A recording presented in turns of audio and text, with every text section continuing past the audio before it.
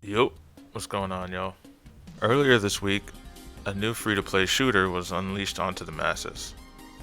I actually planned on dropping a different video this week, but got sidetracked playing this game, so we're gonna talk about it.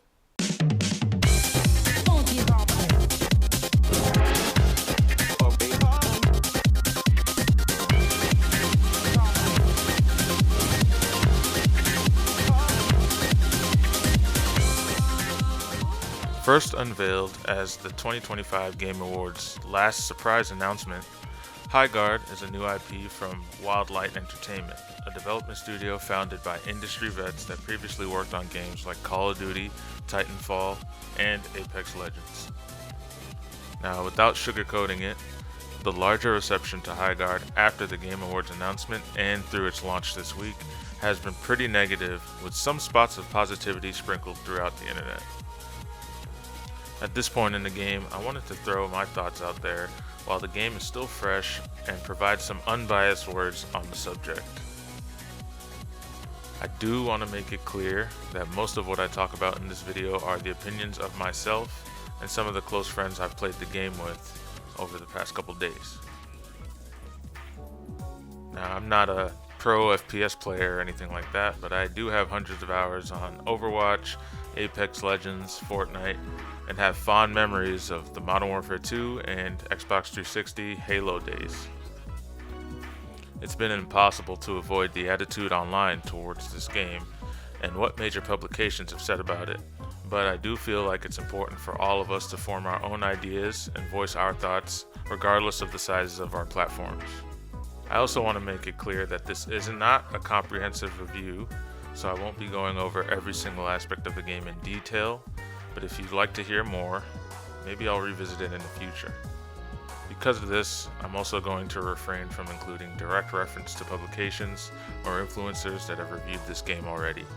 If you want to hear their opinions, you can go look at their content. But before getting into it, if you've been enjoying my videos, go ahead and leave a like, subscribe if you want to see more, and leave a comment. Whether you disagree or agree, discussions like this are what online gaming discourse is all about, so please let me know what you think. Cutting right to the chase, this game is a ton of fun, and I think it's one of the easiest shooters to get into, especially if you have friends that are into PvP games of any kind. I have friends on both PC and PS5 that heard about Highguard the day it dropped, and we all gave it a download, and kept wanting to play, and got better at the game in the process. Because of this, I think people of all skill levels can find a lot to enjoy in this game, and that can be attributed to a couple different things.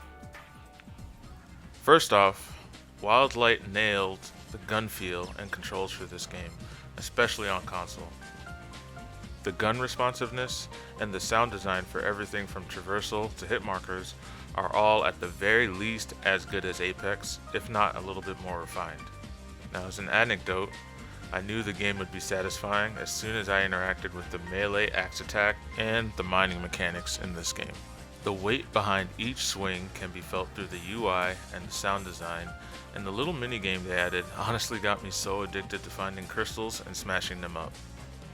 When I realized all of this applied to landing melee attacks on enemies as well, let's just say I started using melee attacks a lot more when I figured out how to do it. Outside of that, Wildlight did a great job mapping everything you need onto a controller, despite the fact that there's a lot to wrap your head around at first. Between character abilities, 2 weapons, raid tools, and grenades, after a game or two, it felt pretty natural switching between each of these on a DualSense controller. A standout for me was the integration of mounts into the moment-to-moment gameplay. Using a double tap of the X button while you're out in the open world, you can hop onto a mount of your choice instantly, which ended up feeling like a natural extension of the already pretty solid basic FPS movement system. Interestingly enough, on PC, mounting is mapped to a separate key press instead of a double tap of the jump button, and it immediately felt more clunky that way, but was still easy enough to get used to. Like most other shooters, each button can be remapped, so in the end, the learning curve overall didn't feel like anything out of the ordinary. Next up, let's take a look at the main game mode and see how it's structured. Highguard's raid mode consists of a few distinct phases: securing your base, riding out to gather loot and explore, battling for capturing the shield breaker and infiltrating your enemy's base, and then finally, the raid at the end of the round. For newcomers to the game, once you get into the match, the game very clearly displays what phase of the game you're currently in at the top of the screen, so you can pretty easily get a feel for what you should be doing at any given time. A point of contention for a lot of reviewers of this game is the fact that there's a substantial amount of downtime between the beginning of the game and the battle for the shield breaker. Now, this may be because the game is new, but I actually appreciated the way the game's intensity ramps up gradually as time passes. With any shooter, as I hop into a game and try out a new character as an example, I like to take 15 to 30 seconds to make sure my controls are good and figure out what a general strategy should be for my team as we enter the game. In Highguard, you're given about 30 seconds to reinforce your base and get a lay of the land before the base opens up and you can go out into the open world. Although reinforcing your base doesn't seem super complex, the time allotted for it is a nice respite before the battle commences, and it's a nice change of pace compared to other shooters. Once that initial period is over, the map opens up and each team is given time to gather loot and explore the larger area. Each team actually has their own side of the map, so you can pretty much expect not to run into the enemy right away.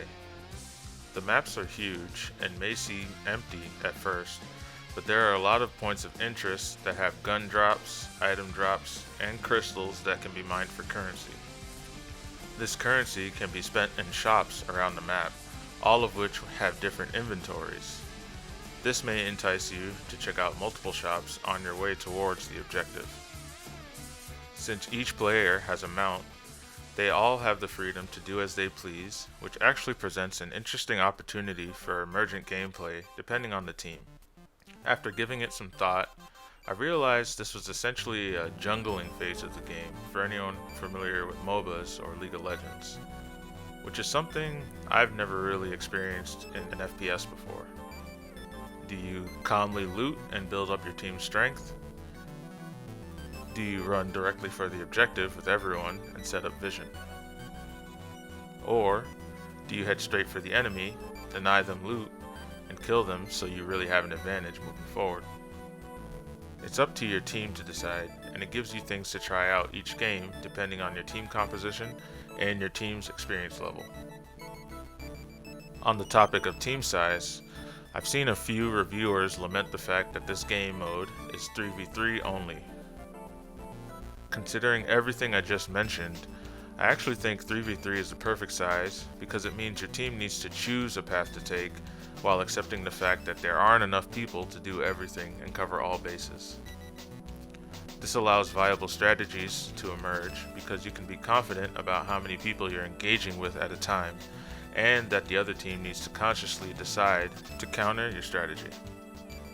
If each team had the manpower to cover all your bases, the game would become stale quickly. I'm not saying more players wouldn't be a positive addition, but it doesn't inherently mean a deeper gameplay experience.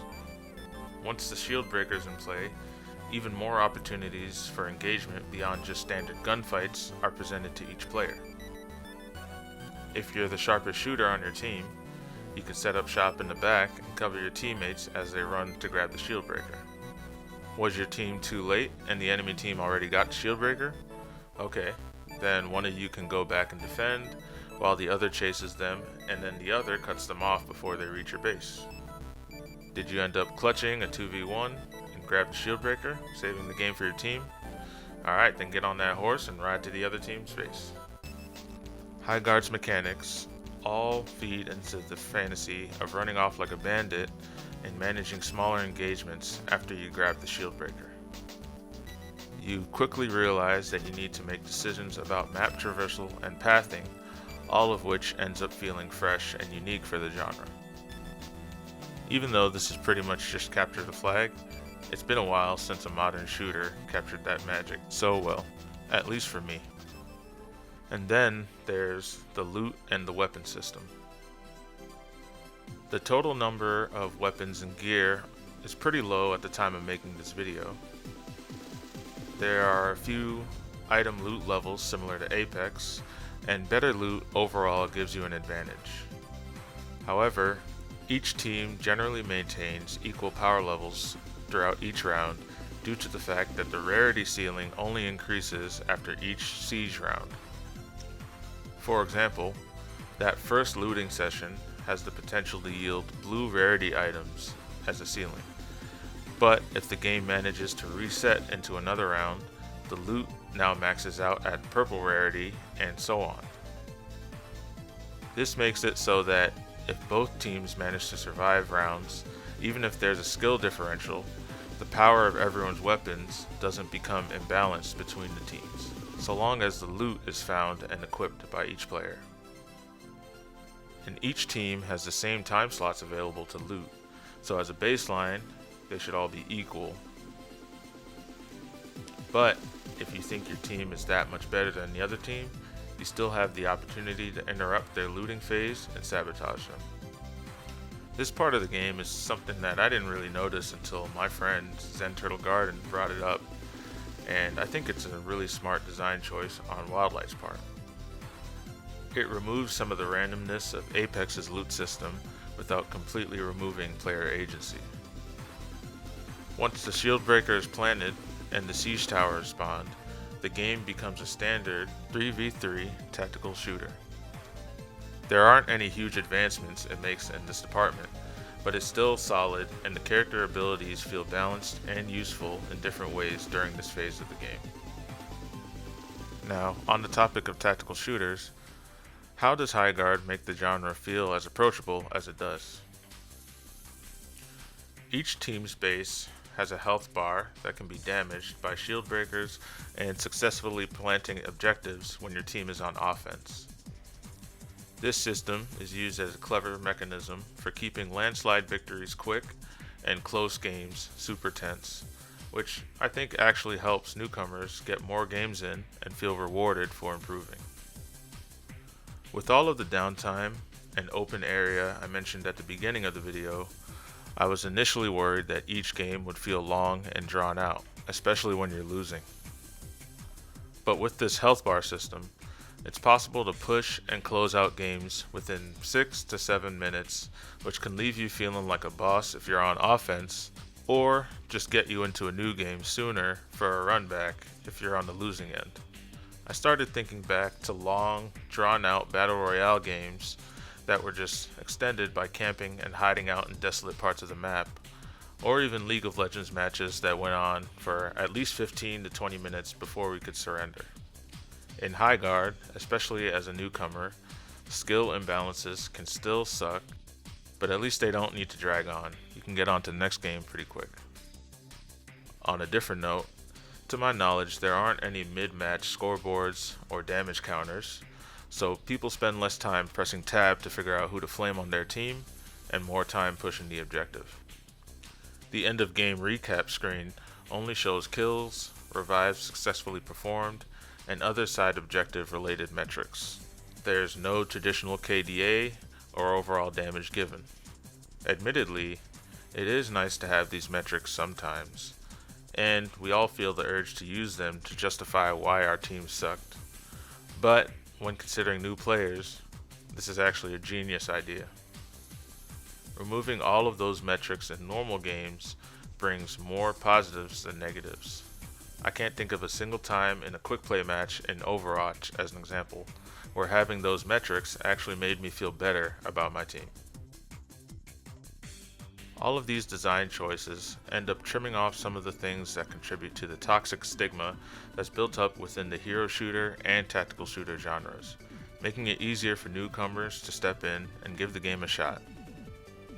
With Ranked coming online in a few weeks, the skill distribution should even out more, and we'll see if these design decisions are carried over into that game mode.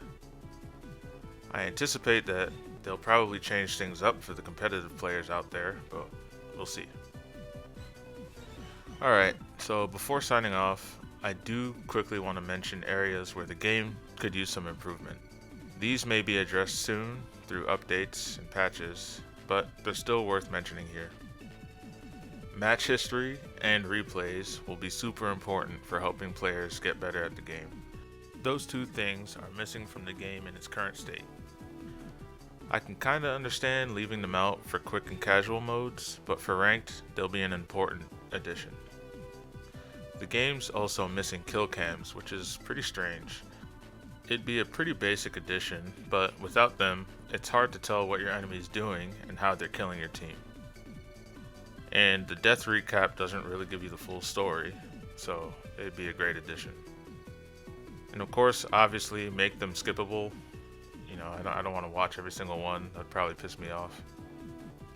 And then lastly, the game's optimization is also something that the team needs to hone in on pretty quickly. On most systems, running at 1080p 60 FPS is achievable, but people more serious about the game probably want to run at 4K and 120 FPS or something higher, and they're having issues right now. Honestly, it's not a showstopper, and the game is very playable on PS5 and on a moderately powered PC. Just don't expect a flawless experience above 60 FPS. Luckily, the Highguard team has been pretty vocal, and I think these are things they're working on, but I wanted to throw them out there in case someone important watches this so they know it's important. I tried to keep things as unbiased as possible, but I do want my enjoyment of this game to be apparent. Highguard is a great time, and since it's free, it's not too tough to find a squad to join up with. As a side note, I've seen some mentions of the game being unplayable solo, but I don't really jive with that at all. Almost every multiplayer PvP game is in the same boat. Obviously, a full squad will be more coordinated than a team of randoms. That's just the nature of the game. Hopefully, they account for that in ranked play, but in quick play, especially with how short the games are, it really doesn't feel that bad. Ultimately, everyone's entitled to write this game off if they want to, but it comes with a high recommendation from me. So go give it a shot on the platform of your choice if you're itching for a new shooter and want to give your comfort games some rest for a few minutes. But until then, thank you for watching. If you like this, leave a like. If you want to subscribe, go ahead and do that, and I'll see you some other time. Peace.